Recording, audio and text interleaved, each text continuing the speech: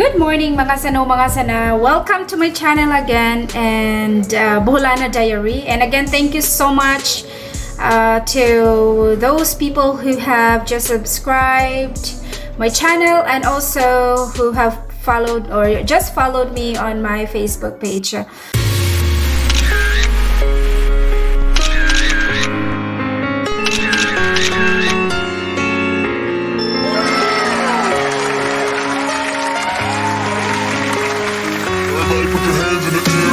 So thank you so much mga sano mga sana, and again I greatly appreciate your support, and yeah, thank you so much. So ang akong may kuan sano mga sana, my aim for my video is to give you more motivation, just to motivation in reference to my experiences. Okay, so by the way mga sano mga sana, so for this evening or for this morning, so it's morning in Alberta or in Canada now, and it's 7:16 na. Can you lower your voice a bit na? It's 7:16 in the morning. It's October 16, and yeah, it's early in the morning. I woke up early today mga sana, it's Saturday. So I woke up early today at 5:40. It's just because my husband is working, and I need to prepare food for him before he goes to work or he went to work. But last night, so the reason, by the way mga sana, if my husband is working, so I need to prepare food for him. We don't want to buy as much as we can. We don't want to buy food from outside. And one of my experiences mga sana is that mga sana when I started studying this business administration during my first year in 2019. Are you sure about that? Nakuan ko mga sana, I was sick. Okay, so I think it's because of stress, and also kanang na-emerge ko mga sana because I couldn't stand up, and my husband called 911 just to bring me to the hospital because I couldn't stand, and it was really painful. And the reason behind was because of kanang acidity sa akong tiyan kay before in 2019. So that's the reason why we really have to take care of our body, and that's why in 2019 it was my first experience nga kanang it was really painful. But prior to that day, when I was driving from work mga sano, muli na ko ato sa balay, kuan siya mga sana,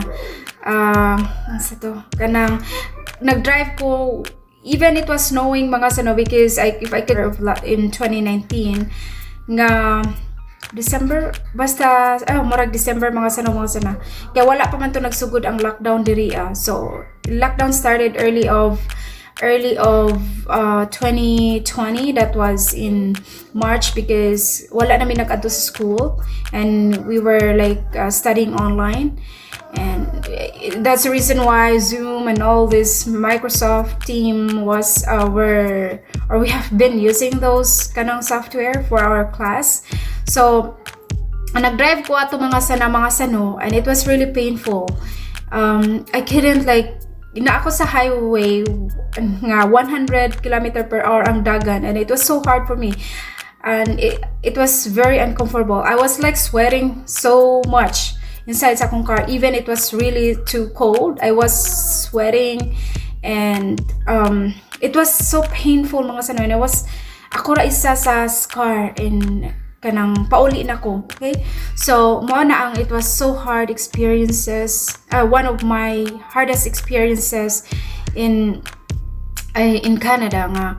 And then pag abot na ko sa balay mga sano, I stayed for a few minutes sa akong car because I couldn't stand up. Okay, I couldn't stand up, and nagwonder na kung ano, and then kung mukaon ko mga sana kanang dili na ko ma-feel ay makaon ko mga sano, gutomon gihapon ko mga sana, even magluto ko kanang tinola or something, still painful and kuan. So murag kana ko na there's something wrong with my tummy, okay, my stomach.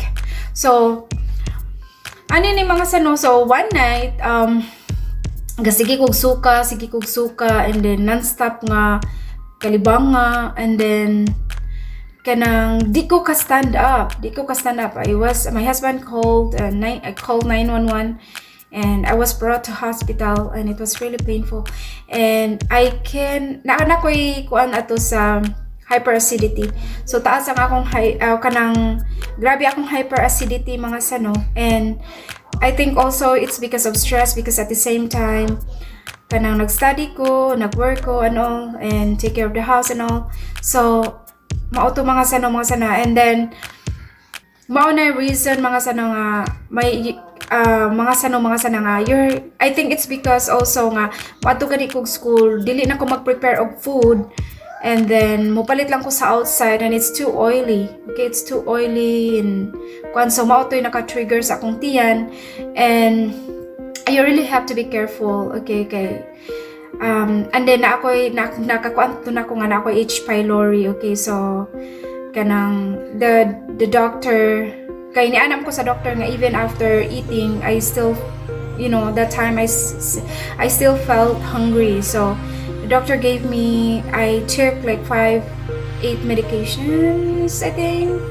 So 4 meds, morning 4 and night 4, okay. So it's like 8 medication per day, and it was really very strong because I couldn't take those medication without eating, so I have to eat first and then took those medications. So it was too hard for me, and nawa ra siya mga sana because the doctor said if I didn't take those medication, then I would have like CA, okay. So it was so hard, okay. So that's the reason mga sana, and it's really hard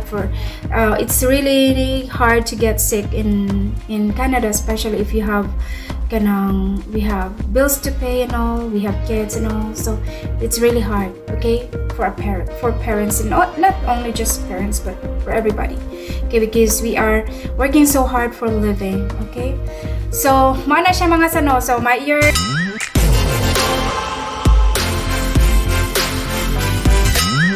kanang sana. So I'm really sorry. Okay, so mga sana, just to make fair and for the sake of someone's or some of my followers, because I received a few comments in request that I would rather speak Tagalog.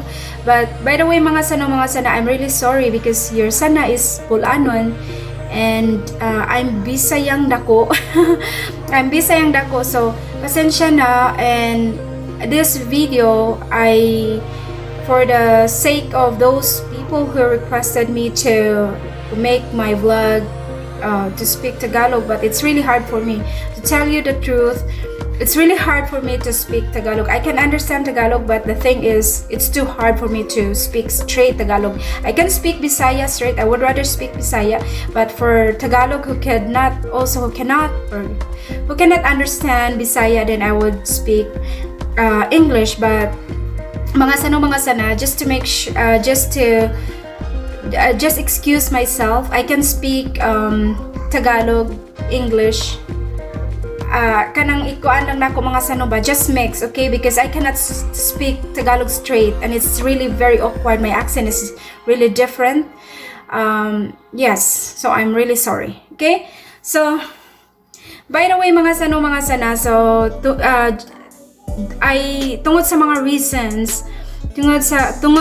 reasons na comments nga na, or for the sake of my supporters and followers, subscribers, kanang for this vlog, I am gonna make this vlog because you guys are supporting me. You have been supporting my vlogs in my channel, so I decided to make a vlog that is kanang mixed, okay, so everybody can understand. And I'm really sorry, I think there are also Bisaya in Luzon, so I hope you guys could understand. So by the way, mga sano, mga sana, so this video, this is really very important story of mine. So I already made a video of this, but it's just because I think it's really hard for people to find that video. So it's so hard to promote that video on Facebook, and I had been trying to do it, but I couldn't make it. I mean, it was, I think Facebook didn't, or there are some reasons that they cannot, or there are so many reasons that they cannot advertise that video. Is just, I think I really don't know the reasons. I didn't read it, but I didn't read them. So just to make sure, mga sano, mga sana, I am just this vlog is really very important to me. Last video also, the reason why I don't want also to share it to you, mga sano, one of the reasons is that it's like very emotional video, and I don't want people to see it, like, you know. And one of the best gift ever that I received on Christmas. So, and I'm so sorry, there are times maybe that I'm a bit emotional, but I'm just trying my best to not to, because I don't want people to think about, you know, different, like, you know. Yeah, but I think those kids who have been, or who grew up, who have been growing up without, who grew up without their parents could relate this story. So yeah, I'm just trying to make sure that I'm just trying to, just bear with me. I'm just trying to deliver everything. I know it will not be perfect, but I'm trying my best. Okay, so by the way, mga sano, mga sana, so kasa ako nang giingon sa akong last video, some of my other vlogs nga, I grew up with my grandparents, my foster parents, and I really do appreciate those people, because without those people, I would not achieve something in life now, what I have now. Okay, so they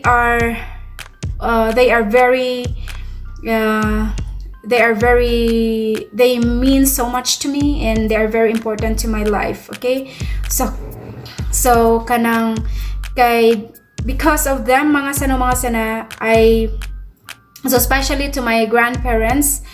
So my grandparents, I lived with them for, I think, when I was like months old.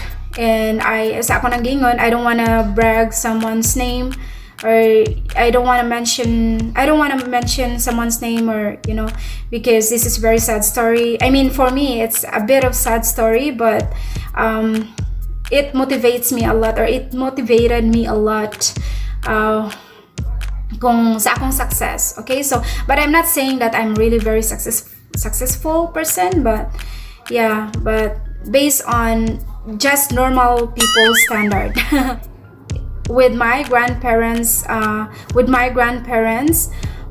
when I was few months old, and my first meeting, if you know, sa ako lang na remember, mga sano, mga sana, yung first meeting ko ng my first meeting with my mom, I think when I was 5 years old or 6 years old, something like that. And at first I was like, you know, I had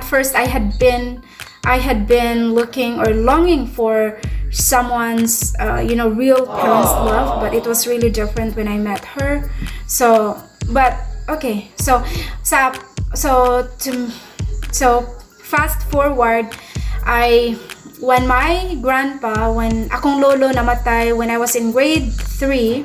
Okay, akong lolo namatay when I was in grade 3, and it was so hard for us. My lola, ang akong lola at that time, dili na siya, she she couldn't work so hard. It's just because of her health condition. Kay tiguang na to siya, and atong time, and then she had been already using cane. Like she couldn't walk without cane, mga sana.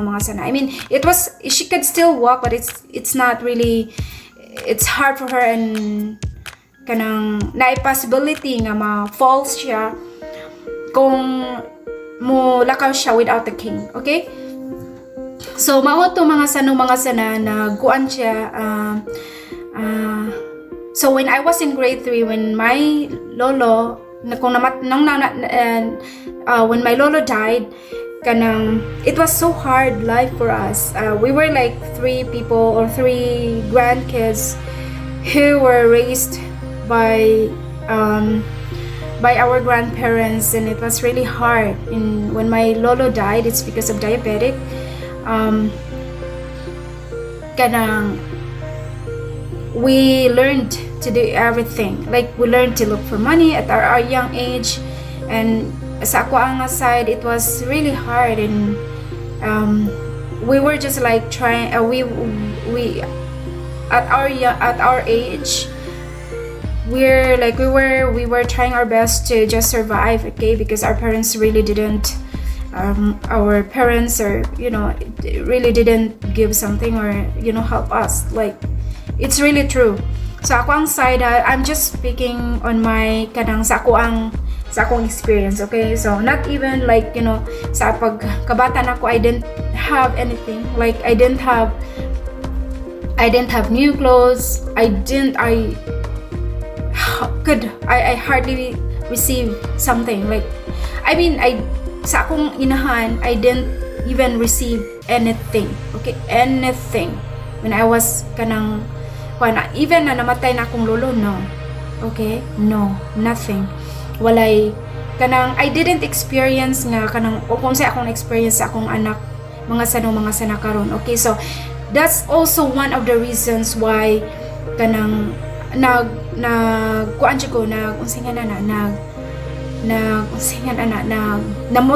ko, and I made a promise to myself before na I really had to finish my work, my studies, and work so hard, because I don't want my daughter to experience what I experienced when I was young. Okay.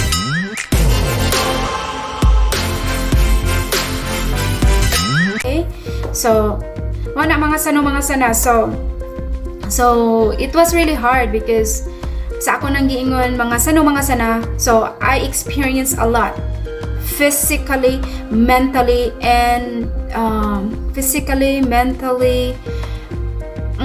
emotionally abuse, everything. Okay, so all those abuse I experienced. Okay, especially katunag yung nag-high school na ko mga sana. So to cut the story short, kanang when I was in high school, I had been praying so hard and had been wishing nga I believe God. Okay, so and ang akong gibuhat mga sanoy, I had really been praying so much, so hard, wishing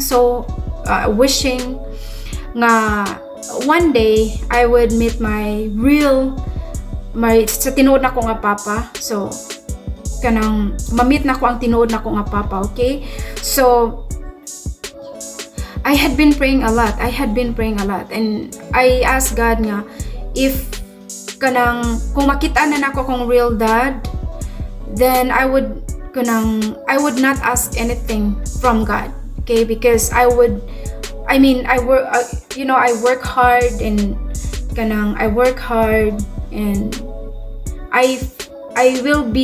would be feeling complete kung makita na akong akong amahan, because that was one of the questions that I had been asking for. Okay, so mana siya mga sana. So when I was in high school, like after I graduated in elementary, I have these foster parents. Okay, these foster parents, they really helped me a lot, and I had been like with them 25 years. For 25 years, I think.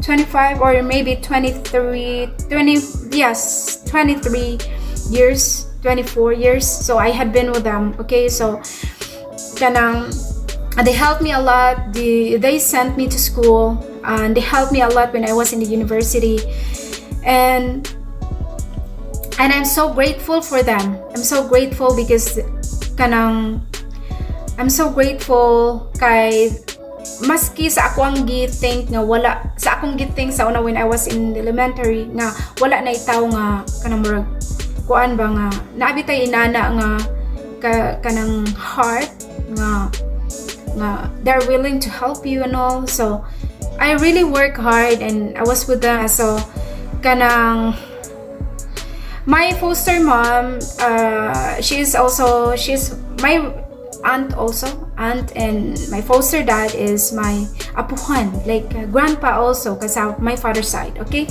so mga sana, so always gina mga sana nga kanang musimba mi kanang na I prayed for just to meet my dad and all.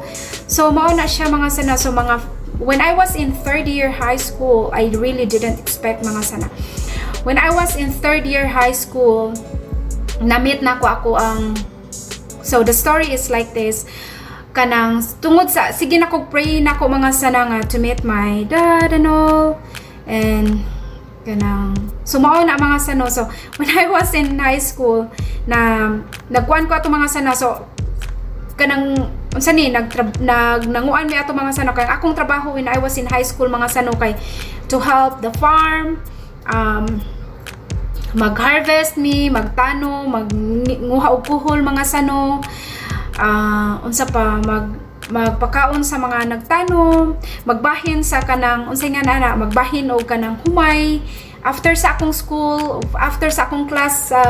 When I was in high school, adto ko sa balay, and then kung ting-ani gani mga sano, mo adto ko sa basak magbahin og humay. Okay, or magkuan mga sano, magsabwag og kanang paratagod, or magtanom, magtabang og tanom, and then mamunit og kuhol, magandam og food and all. So mao na siya mga sano mga sana. So kanang na kuanan ako nanakoy murag na receive nga nadungog nga istorya mga sana. I heard a lot of stories nga ako adang papa is nara pareha rami og place. So kanang one day miadto ko sa basakan kay kanang namunga na bitaw siya mga sano niya, anihono na siya mga sano niya, naay mga maya, mga kuan sumao na magbantay sa migmaya sa una mga sano mga sana. So I think mga kuan na to ay mga December na to mga sano mga sana. So mga maya and all ting abis na gyud mga sano mga sana. So dili pa ting abis nag-start og pamunga ang nahinog ang mga humay. So nag-adto ko sa basa kay para bugawon ang mga maya, magtan-aw. Okay, so in the evening with my foster dad. Okay, so niadto ko dito mga sana, and naatoy balay dool sa naatoy balay kanang dool sa kahumayan nga kanang kuan ra sad siya, balay sa parents sa igagaw sa akong papa nga tinuod jud. Okay, so I don't know kung unsay gisugo sa akong foster dad, and he asked me to go there. So tungod kay Christmas siya, so naadjud siya daghang tao kanang it's very nana na siya sa atong tradition nga Filipino tradition nga kung Christmas gani it's a big celebration, right? So kanang magkuanta, mangaon, mag-prepare og food, and then mag-invite sa atong mga relatives to come to our house and join. So mao na siya mga sano mga sana. So mao to, and then ato ko silang balay mga sano, and then there were lots of people in the house. All the relatives were there, and then they're like talking and all. So niadto ko dito mga sana, like they were kanang enjoying, they had good time, and they're laughing and all. So when I arrived in the house, kanang nagkatawa sila sa ako mga sano mga sana, and it was really so hard, and it was so kanang kuan ba, excited gano, excitement na siya mga sano mga sana. So mo to siya mga sano. Then ang ihang mga igagaw, they were like naatoy usa kay igagaw sa akong tinuod nga papa nga nangutana nga, Dayni, kumusta na kumusta kanang kumusta? Yan ko, okay lang. Kanang day, di ba nangita man kasi mong papa, gingnan ko nga kanang, so unsa may ma-feel nimo kung makita nimo mong papa ko. And then mura ko na siya kay ngin kanang, how would you know? I mean, and ni anak ko nga kanang, murag na excite ko, nakulbaan ko. And then ni anak din sila nga kanang, kabalo ba ka nga imong papa naranamo diri? So I was like, kinsa man ka akong papa ni nila? Murag kinsa man ka gyud akong papa ni nila gyud. So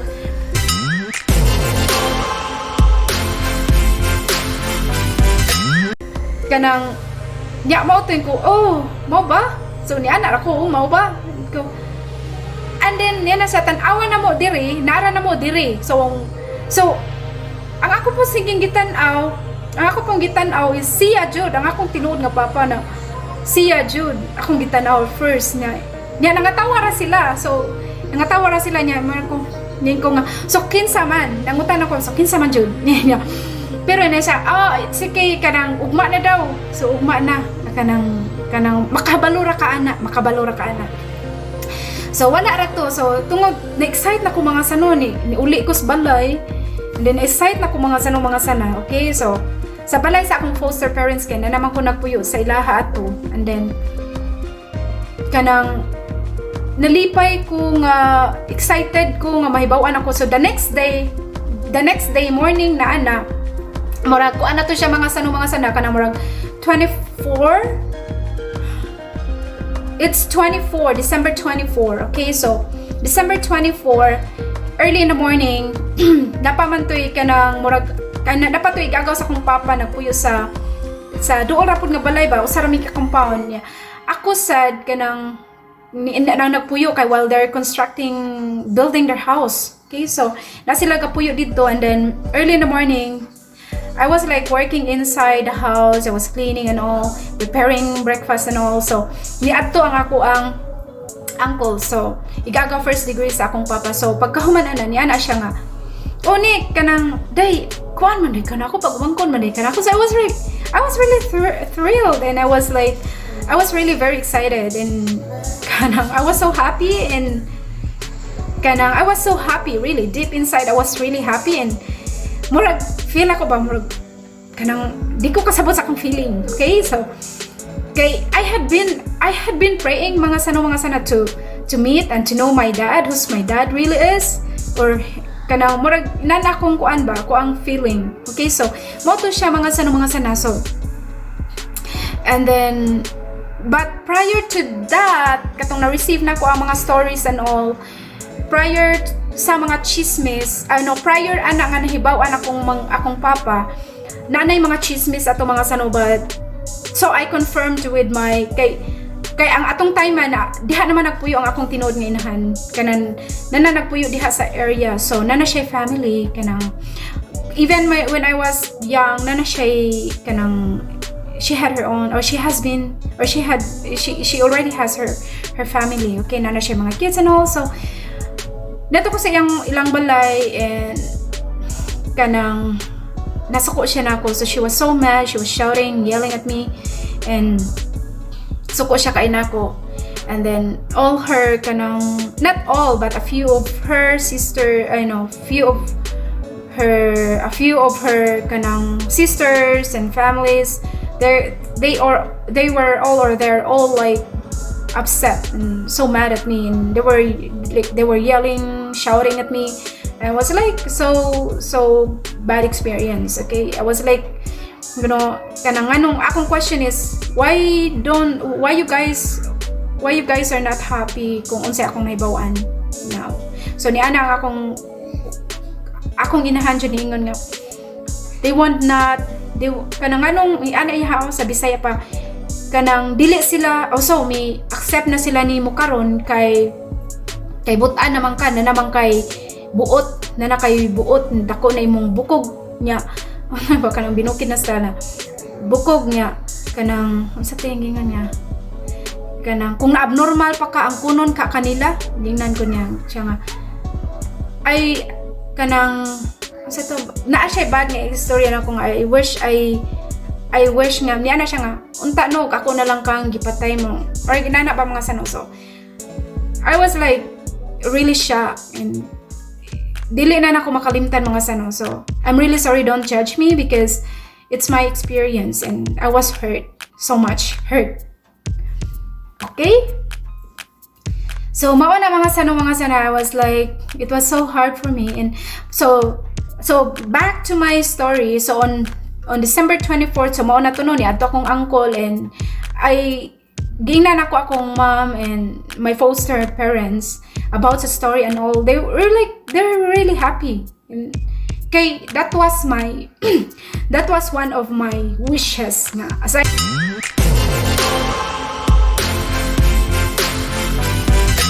from working so hard, studying so hard just to finish something, because my wish before is to finish my school and sorry mga sano, to finish my school and I don't want my kids to experience what I had or I experienced. Okay, so mao na siya mga sano. I was like, I really work hard, so hard. And so mao to mga sano on the 24th I was so excited and I was like really praying and thinking to kanang God. It's because if mauna na siya, then I am really very happy and I'm so thankful to God that God heard my prayers. Okay, and there's no impossible in God. Okay, we just have to trust in Him and keep praying and working so hard. And yeah, mauna siya mga sana. So on December 25th, on December 25th, it was afternoon, ni ato mi sa balay sa ako ang kanang akong lola kibali. Igsuon sa akong lola pud nako siya kay igsuon siya sa ako ang sa father side, okay, sa akong real father sa biological father. Okay, or biological father o sa foster father nako kay ang akong foster dad and my foster dad and my grandma nga inahan sa akong papa nga tinuod yun, they are kanang siblings. Okay, and siblings sad ang kato akong giadtuan. So niadto mi atong balay nga naitindahan, kwanto nako auntie to nako, I mean lola sa to nako siya, lola sa to siya nako kay igsuon man sila sa ako ang, it's very complicated mga sana, pero sa lola nako siya kay igsuon man sila sa akong lola, sa akong father o sa akong igsuon sila sa akong foster dad. Okay, so bali ang akong foster dad apuhan pud gyapon ako mga sana. Okay, so mao na siya mga sano ni adto mi siya on the 25th 25th afternoon. The next day, it was afternoon, I was with kanang sa akong auntie sad nanglita, akong mga those people nga nag-help na who have been helping me to finish sa akong schooling and all my studies, and also they are really very important to people in my life, and I am always grateful to those people. Okay, so I appreciate their hard work as well and prayers, and they accept me. Ano siya mga sana. So on the 25th, naami dito sa tindahan mga sana. So inaani man niya atong culture sa Filipino nga mato taglaing balay, invite taglaing tao nga mato sa atong balay to kanang hatag tag food and kwan. So niadto nga balay mga sana. So natoy tindahan dito and naa sila si akong ate and kanang, so maotos siya mga sana nang naasa dito ang ako ang papa. Okay, so akong papa, wala pa ko kabalo ato ha kung kinsa gyud akong papa. So naa dito akong papa and his igsuon and ang brother, okay, sibling, okay. So mao to siya mga sana nag-adto mi dito and then they gave us time to talk. So niadto dito akong papa and then niadto mi dito sa kitchen and we were talking and then he accepted me and then I asked him why did it happen, but I respected his kanang opinion. I respected his decision not to share. But ang yarang gingon nako is you work hard, study hard, and be good. And ana ra siya nako. So ana siya nga don't ask anything about the past because kanang dili siya ganahan og istoryaan pa ang past. Okay, so mao to siya mga sana. I am so happy. Good tinuod mga sana. It was the best kanang gift ever that I received from God, and I was really happy that time because I had been asking I had been asking God to know and to meet my real dad, and it was given to me, and I'm so grateful, and I always trust even sa hardest experiences akong life and growing up without parents. And as mentioned nga kanang na kuan ako ang I experience a lot, and emotionally, physically, and mentally, and yeah, mao na siya mga sano. So my advice to those people or kids na grow up without wala nila nailhan ang ilang parents, and kanang especially ilang dad or mom and all, they don't have really good life,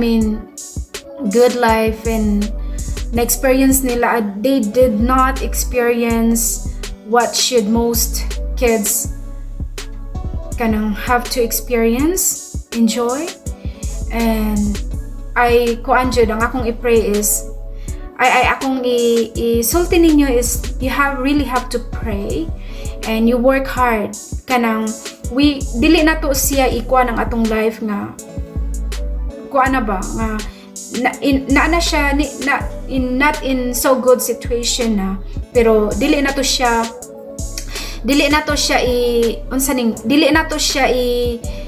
i-worst pa ato ang life, okay? Kay kanang dili ta ganahan, look for your future, aim something, okay? Dili na to dugangan ang atong experience, kay atong not so good experience dili na to dugangan pa kay, and we don't want our kids to experience what we have experienced what we experience as well, kay or what we have experienced, kay dili siya maayo mga sana, okay?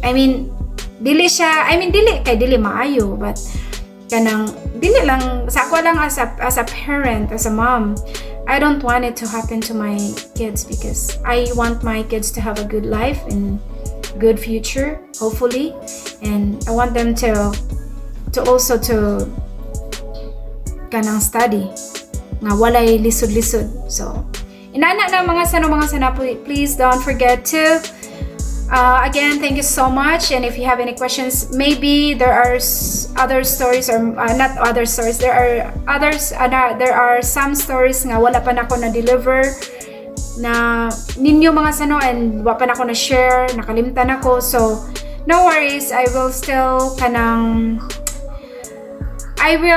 share from time to time from sa akong mga vlogs, uban nga vlogs, okay? So please, again, don't forget to follow me on Facebook and also subscribe my channel, Boholana Diary. And thank you so much for listening to my stories, okay? So thank you so much mga sana, and have a good evening. Bye!